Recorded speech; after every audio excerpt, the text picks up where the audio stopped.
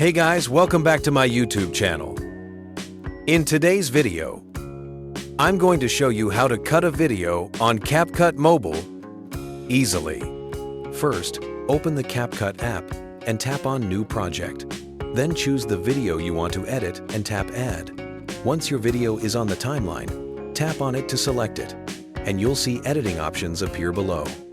If you want to trim the beginning or the end of your clip, simply hold and drag the edge of the video inward until you reach the point where you want it to start or stop. But if you want to cut out a specific part in the middle, just move the white playhead line to where you want to make the cut and tap Split.